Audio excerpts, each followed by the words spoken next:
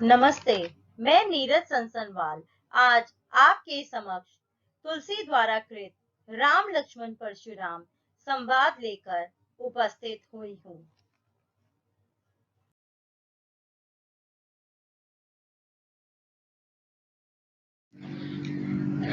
तो बच्चों, आइए सर्वप्रथम मैं आपको यह बताना चाहूंगी कि संवाद होते क्या हैं। संवाद से आप क्या समझते हैं? दो या दो से अधिक लोगों के बीच विचारों का मौखिक आदान प्रदान बातचीत अथवा वार्तालाप कहलाता है। संवाद लेखन मौखिक बातचीत का ही लिखित रूप है। सहज एवं स्वाभाविक रूप से बातचीत को ज्यों का त्यों लिखना संवाद लेखन कहलाता है। संवाद लेखन आजकल हिंदी साहित्य की एक महत्वपूर्ण विधा के रूप में भी विकसित हो रहा है। तो बच्चों, यदि आपके संवाद हैं तो उसमें पात्रों का होना भी अनिवार्य हो जाता है। बिना पात्रों के कोई भी संवाद नहीं लिखे जा सकते। तो सर्वप्रथम अब मैं आपका परिचय राम लक्ष्मण परशुराम संवाद के पात्रों से कराना चाहूंगी। सबसे पहले जो मुख्य पात्र हैं इसमें वो हैं श्री राम जी, जो स्वभाव से विनम्रशील हैं, वीर एवं साहसी हैं, आज्ञाकारी हैं, शक्तिशाली हैं, धैर्यशाली हैं, मृदुभाषी और विवेकशील हैं। इन्हीं गुणों के कारण उन्हें मर्यादा पुरुषोत्तम राम की संज्ञा भी दी गई है। तो आइए अब मैं दूसरे महत्वपूर्ण पात्र से आपका परिचय कराना चाहूंगी। ध्यानपूर्वक सुनिए। लक्ष्मण जी वीर एवं साहसी हैं, क्रोधी स्वभाव है इनका और उग्र स्वभाव भी इनमें विद्यमान है। तार्किकता का गुण अच्छे से विद्यमान है। उनके चरित्र में अधीरता, निडरता झलकती है। उनकी भाषा कठोर एवं व्यंग्यात्मक है। तो बच्चों, अब मैं तीसरा जो मुख्य पात्र है इस संवाद का वो है परशुराम जी और सहस्त्रबाहु जी। इन दोनों का संक्षिप्त परिचय देना चाहूंगी। ध्यानपूर्वक सुनिए। सर्वप्रथम आपका यह जानना आवश्यक है कि क्या नाम है आपके सहस्त्रबाहु कौन थे और आपके क्या नाम है परशुराम जी कौन थे। ऐसे प्रश्न आपके मन में उठते रहते होंगे, तो उनको शांत करने के लिए मैं आपको उनका परिचय देना चाह रही हूँ। पाठ में सहस्त्रबाहु समसो रिपु मोरा का कई बार उल्लेख आया है। परशुराम और सहस्त्रबाहु की के बैर के बारे में अनेक कथाएं प्रचलित हैं। महाभारत के अनुसार यह कथा इस प्रकार है। परशुराम ऋषि जमदग्नि के पुत्र थे। एक बार राजा कार्तवीर्य सहस्त्रबाहु शिकार खेलते हुए जमदग्नि के आश्रम में आए। जमदग्नि के पास कामधेनु गाय थी, जो विशेष गाय थी। कहते हैं वह सभी कामनाएं पूरी करती थी। कार्तवीर्य सहस्त्रबाहु ने ऋषि जमदग्नि से कामधेनु गाय की मांग की। ऋषि द्वारा मना किए जाने पर सहस्त्रबाहु ने कामधेनु गाय का बलपूर्वक अपहरण कर लिया था। इस पर क्रोधित हो परशुराम ने सहस्त्रबाहु का वध कर दिया। इस कार्य की ऋषि जमदग्नि ने बहुत निंदा की और परशुराम को प्रायश्चित करने को कहा। उधर सहस्त्रबाहु के पुत्रों ने क्रोध में आकर ऋषि जमदग्नि का वध कर दिया। इस पर पुनः क्रोधित होकर परशुराम ने पृथ्वी को क्षत्रिय विहीन करने की प्रतिज्ञा भी कर ली थी। तो अब आइए मैं आपको परशुराम जी के चरित्र की विशेषताओं का भी उल्लेख कराती हूँ। देखिए, सबसे पहले जो परशुराम थे वो क्रोधी तथा बड़बोले थे। परशुराम अत्यंत क्रोधी थे। उन्होंने जिस रूप से अपना आत्म परिचय दिया था, इससे स्पष्ट होता है कि वे क्रोधी और बड़बोले भी थे। उनकी अहंकारी प्रवृत्ति भी थी, क्योंकि उन्हें स्वयं पर बहुत ही घमंड था कि उन्होंने कई बार पृथ्वी को क्षत्रियों से विहीन किया था और सारी पृथ्वी ब्राह्मणों को दान में भी दे दी थी। यहाँ उनकी चरित्र की अहंकारी प्रवृत्ति झलकती है। एक और भी जो बात थी उसमें बहुत महत्वपूर्ण थी कि परशुराम जो कटुभाषी थे। उनकी वाणी करोड़ों वज्र के समान कठोर थी। वे वाणी की कठोरता से ही अपने शत्रु को परास्त कर सकते हैं। तो धनुष बाण कुठार धारण करने की उन्हें क्या आवश्यकता थी, क्योंकि वो इतने कठोर बोलते थे कि उनके परशु की भी आवश्यकता नहीं, उन्हें शत्रु को डराने के लिए परशु की आवश्यकता भी नहीं पड़ती थी। और अंत में उनका एक और गुण था, वो था दानवीरता। परशुराम ब्राह्मण कुल के समर्थक तथा दानी थे। धरती को क्षत्रियों से मुक्त करके उन्होंने जीती हुई धरती का सुख स्वयं नहीं भोगा था, बल्कि उसे ब्राह्मणों को दान में भी दे दिया था। और अब आगे अंत में मैं चौथे महत्वपूर्ण पात्र के बारे में भी बताने जा रही हूँ। ध्यानपूर्वक सुनिए, जो कि हैं विश्वामित्र जी। महर्षि विश्वामित्र वैदिक काल के ऋषि योगी थे। उनका नाम इतिहास के श्रेष्ठ ऋषियों में से एक था, जो कि जन्म से एक ब्राह्मण नहीं थे। वे महाराज गाधी के पुत्र थे। उन्होंने अपने तप और ज्ञान के कारण महर्षि की उपाधि प्राप्त की थी। वे बड़े ही प्रतापी और तेजस्वी महापुरुष थे। विश्वामित्र ने योगी बनने से पूर्व सभी शस्त्रों का भी त्याग कर दिया था। इसीलिए वे स्वयं राक्षसी ताड़का से युद्ध नहीं कर सकते थे। इसीलिए उन्होंने अयोध्या से भगवान राम को जनकपुरी में लाकर ताड़का का वध करवाया। विश्वामित्र के कहने पर भगवान राम ने सीता के स्वयंवर में हिस्सा भी लिया था।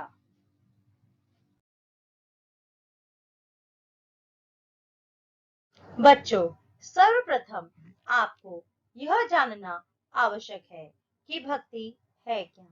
ईश्वर के प्रति जो परम प्रेम है उसे हम भक्ति कहते हैं, अर्थात सर्वस्व समर्पण की भावना को भक्ति कहते हैं। इस संसार रूपी सागर को भक्ति रूपी दीपक के सहारे ही पार उतरा जा सकता है। हिंदी साहित्य के इतिहास में भक्ति काल को स्वर्णिम युग की संज्ञा दी गई है। भक्ति काल को दो भागों में विभाजित किया गया है, सगुण भक्ति शाखा और निर्गुण भक्ति शाखा।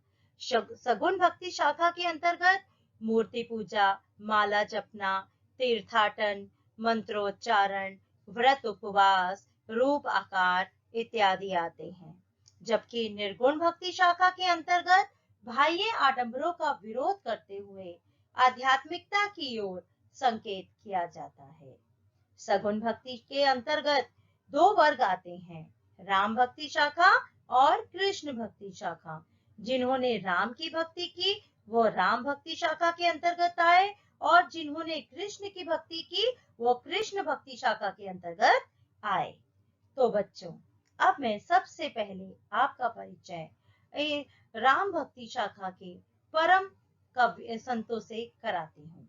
सर्वप्रथम गोस्वामी तुलसीदास जी, नरहरि, नाभादास, केशवदास, ईश्वरदास और अंत में रामानंद दास। राम भक्ति परंपरा में तुलसी जी का विशेष स्थान है। उन्होंने अपने जीवन को पूरी तरह से राम भक्ति में समर्पित कर दिया था। तो चलिए, अब मैं आपको राम भक्ति शाखा के महान कवि गोस्वामी तुलसीदास जी के जीवन परिचय से अवगत कराती हूँ। इनका जन्म 1532 में हुआ और इनकी मृत्यु 1623 में। अब आगे, तुलसीदास जी का जन्म उत्तर प्रदेश के बांदा जिले के राजापुर गांव में सन 1532 में हुआ था। कुछ विद्वान उनका जन्म स्थान सोरो, जिला एटा भी मानते हैं। तुलसी का बचपन बहुत संघर्षपूर्ण था। जीवन के प्रारंभिक वर्षों में ही माता पिता से उनका विछोह हो गया। कहा जाता है कि गुरु कृपा से उन्हें राम भक्ति का मार्ग मिला। वे मानव मूल्यों के उपासक कवि थे। राम भक्ति परंपरा में तुलसी अतुलनीय है। रामचरितमानस कवि की अनन्य राम भक्ति और उनके सृजनात्मक कौशल का मनोरम उदाहरण है। उनके राम मानवीय मर्यादाओं और आदर्शों के प्रतीक हैं, जिनके माध्यम से तुलसी ने नीति, स्नेह, शील, विनय, त्याग जैसे उदात्त आदर्शों को प्रतिष्ठित किया है। रामचरितमानस उत्तरी भारत की जनता के बीच बहुत लोकप्रिय है। मानस के अलावा कवितावली, गीतावली, दोहावली, कृष्ण गीतावली, विनय पत्रिका आदि उनकी प्रमुख रचनाएं हैं। अवधी और ब्रज दोनों भाषाओं पर उनका समान अधिकार था। सन 1623 में काशी में उनका देहावसान हुआ। तुलसी ने रामचरितमानस की रचना अवधी में और विनय पत्रिका तथा कवितावली की रचना ब्रज भाषा में की। उस समय प्रचलित सभी काव्य रूपों को तुलसी की रचनाओं में देखा जा सकता है। रामचरितमानस का मुख्य छंद चौपाई है तथा बीच बीच में दोहे, सौरठे, हरिगीतिका तथा अन्य छंद पिरोए गए हैं। विनय पत्रिका की रचना गे पदों में हुई है। कवितावली में सवैया और कवित्त छंद की छटा देखी जा सकती है। उनकी रचनाओं में प्रबंध और मुक्तक दोनों प्रकार के काव्यों का उत्कृष्ट रूप है।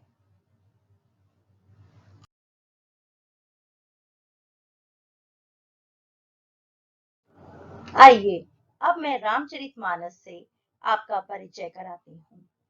श्री रामचरितमानस का स्थान हिंदी साहित्य में ही नहीं, जगत के साहित्य में निराला है।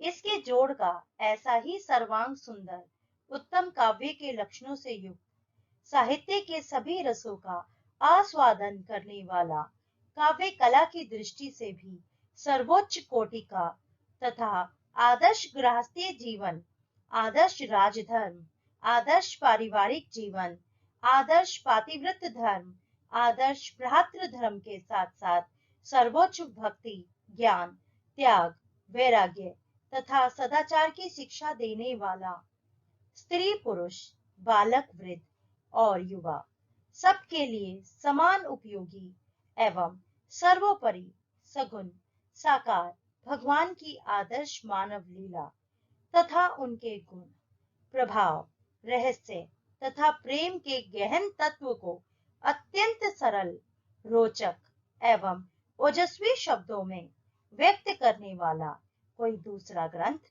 हिंदी भाषा में ही नहीं है। कदाचित संसार की किसी भी भाषा में आज तक नहीं लिखा गया। यही कारण है कि जीव जितने चाव से गरीब, अमीर, शिक्षित, अशिक्षित, गृहस्थ, सन्यासी, स्त्री पुरुष, बालक वृद्ध सभी श्रेणी के लोग इस ग्रंथ रत्न को पढ़ते हैं, उतने चाव से और किसी ग्रंथ को नहीं पढ़ते। तथा भक्ति, ज्ञान, नीति, सदाचार का जितना प्रचार जनता में इस ग्रंथ से हुआ है, उतना कदाचित और किसी ग्रंथ से नहीं हुआ।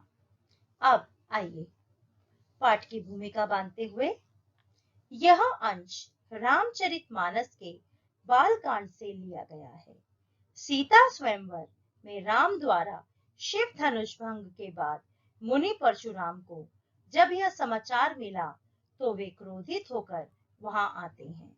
शिव धनुष को खंडित देखकर वे आपस से बाहर हो जाते हैं। राम के विनय और विश्वामित्र के समझाने पर तथा राम की शक्ति की परीक्षा लेकर अंततः उनका गुस्सा शांत होता है। इस बीच राम, लक्ष्मण और परशुराम के बीच जो संवाद हुआ, उस प्रसंग को यहाँ प्रस्तुत किया गया है। परशुराम के क्रोध भरे वाक्यों का उत्तर लक्ष्मण व्यंग्य वचनों से देते हैं। इस प्रसंग की विशेषता है लक्ष्मण की वीर रस से पगी व्यंग्योक्तियां और व्यंजना शैली की सरस अभिव्यक्ति।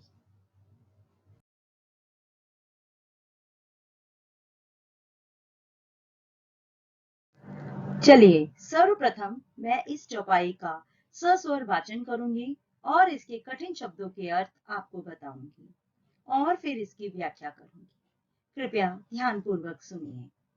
नाथ शंभु धनु भंज निहारा, होई केउ एक दास तुम्हारा। आयसु कहा कही किन मोही, सुनी रिसाई बोले मुनि कोही। सेवको सो जो करे सेविकाई, अरि करनी करी करिय लड़ाई। सुनहु राम जेहि शिव धनु तोरा, सहस बाहु सम सो रिपु मोरा। सो बिल गाऊ बिहाई समाजा, न त मारे जेहि सब राजा। सुनी मुनि बचन लखन मुस्काने, बोले परसु सुधरी अब माने। बहु धनु ही तोरी लड़िकाई, कभू न अस रीस किन्ही गोसाई। ये ही धनु पर ममता के ही हेतु, सुनी रिसाई कहे भृगुकुल केतु। रे नृप बालक काल बस बोलत तो ही न संभार, धनु ही सम त्रिपुरारी धन विदित सकल संसार। अब आइए अब इनके कठिन शब्दों के अर्थ में आपको बताते हुए आगे बढ़ते हैं। शंभु धनु शिव जी का धनुष, भंजनहारा तोड़ने वाला, हो ही होगा, केयू कोई, आयोसु आज्ञा, रिसाई गुस्सा आ गया, अरि करनी शत्रु का काम करने वाला, लड़ाई लड़ाई, रिपु शत्रु, मोरा मेरा, बिलगाऊ अलग होना, अवमाने अपमान करना, बचपन में लड़िकाई बचपन में, ममता लगाव, नृप राजा। प्रस्तुत काव्यांश गोस्वामी तुलसीदास द्वारा रचित महाकाव्य रामचरितमानस के बाल कांड से अवतरित है। सीता स्वयंवर में रामचंद्र शिव धनुष को तोड़ देते हैं।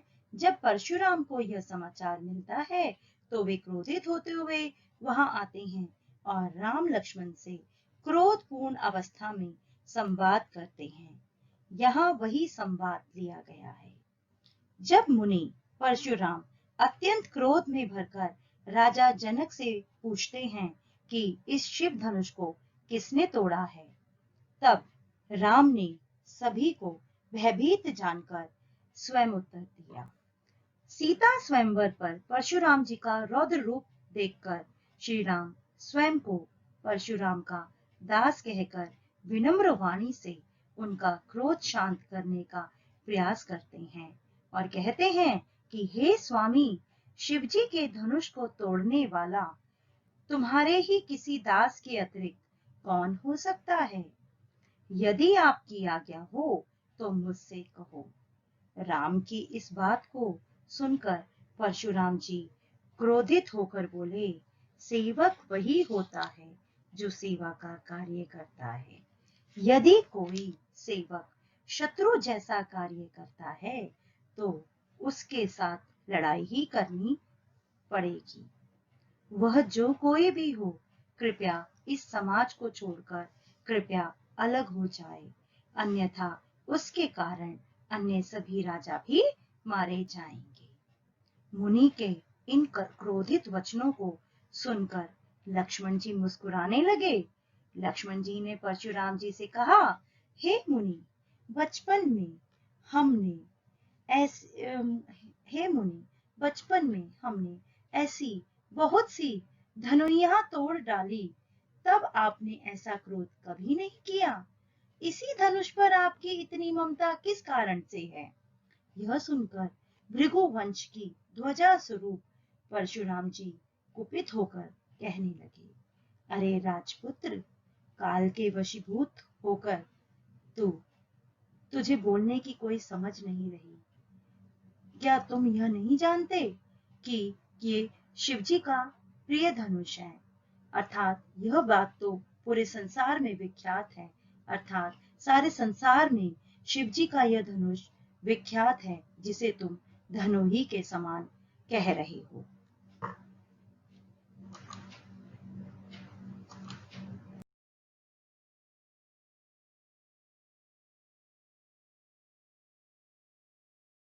बच्चों, अब मैं इस दूसरे काव्यांश का सस्वर वाचन करते हुए इसकी कठिन शब्दों के अर्थ बताऊंगी और इसकी व्याख्या को भी समझाऊंगी। ध्यानपूर्वक सुनिए।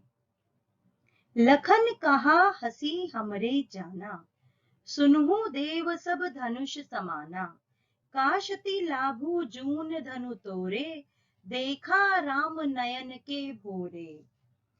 छुअत टूट रघुपति ह्यू न दोसु, मुनि बिनु काज करी कत रोसु।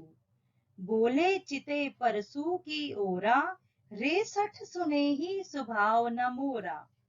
बालको बोली बधो नहीं तोही, केवल मुनि जड़ जानेहि मोही। बाल ब्रह्मचारी अति कोही, विश्व विदित क्षत्रिय कुल द्रोही। भुजबल भूमि भूप बिनु कीन्ही, विपुल बार मही देवन दीन्ही। सहस बाहु भुज छेदन निहारा, परसु बिलोकु महीप कुमारा। मातु पितहि जनी सोच बस करिसी महिष किशोर। गर्भन के अर्भक दलन परसु मोर अति घोर। अब आगे कठिन शब्द। समाना एक समान, क्षति हानि, नयन आंखें, छुअत छूते ही, काज काम, कत क्यों, रोसु गुस्सा, परसु फरसा, सठ दुष्ट, स्वभाव स्वभाव, बधो वध, मूर्ख जड़ जड़ मूर्ख, विश्व विदित विश्व विख्यात, द्रोही द्रोह करने वाला, भुजबल बाजुओं की ताकत से, भूप बिन राजा विहीन, विपुल काफी, महीप कुमारा राजकुमार, महीदेव ब्राह्मण, बिलोकी देखकर, गर्भहन गर्भ के, अर्भक बच्चा, घोर कठोर। तो बच्चों आगे इस काव्यांश में सीता स्वयंवर के अवसर पर राम द्वारा शिव धनुष के तोड़ने के पश्चात मुनि परशुराम जी के क्रोध और राम तथा लक्ष्मण के बीच हुए संवाद का वर्णन किया गया है। परशुराम के क्रोध को भड़काते हुए लक्ष्मण जी क्या कहते हैं, सुनिए। लक्ष्मण जी परशुराम जी से हंसकर कहते हैं कि हे देव, हमारे लिए सभी धनुष एक समान हैं। पुराने और कमजोर धनुष को तोड़ने में क्या हानि और क्या लाभ है। श्री रामचंद्र जी ने तो इसे नए के धोखे से देखा था और उन्हें क्या पता था कि यह पुराना धनुष है। इसमें श्री राम का कोई दोष नहीं। पुराना होने के कारण यह धनुष तो छूते ही टूट गया था। आप तो बिना बात ही क्रोधित हो रहे हो। आपके क्रोध का क्या कारण है। परशुराम जी ने अपने परशु की ओर देखकर क्रोधित होते हुए कहा कि हे दुष्ट, तूने अब तक मेरे क्रोध और स्वभाव के विषय में नहीं सुना। मैं तुम्हें बालक समझकर तुम्हारा वध नहीं कर रहा हूँ। तुमने तो मुझे केवल एक मुनि ही समझ लिया है। मैं तो बाल ब्रह्मचारी काल से ही अत्यंत क्रोधी स्वभाव का हूँ। मैं संसार भर में क्षत्रिय कुल का शत्रु हूँ। इसी शत्रुता के कारण मैं इस संसार में विख्यात हूँ। अनेक बार मैंने अपनी भुजाओं के बल से इस पृथ्वी को क्षत्रियों से विहीन कर दिया था और सारी पृथ्वी ब्राह्मणों को दान में भी दे दी थी। हे राजकुमार, सहस भाव की भुजाओं को काट डालने वाले मेरे परशु की ओर देखो। यह परशु बड़ा ही भयानक है। अरे राजा के बालक, तुम अपने माता पिता को सोचने के लिए विवश मत करो, अर्थात अपनी मृत्यु को मेरे इस परशु के द्वारा मत बुलाओ। यह परशु गर्भस्थ शिशु का भी नाश कर देने वाला है।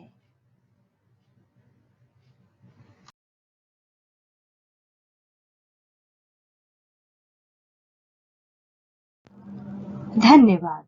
मेरे इस वीडियो को लाइक, कमेंट, शेयर जरूर करें और बेल आइकन को दबाना ना भूलें। मैं शीघ्र ही राम परशुराम संवाद भाग 2 की दूसरी वीडियो लेकर आपके समक्ष उपस्थित होंगी।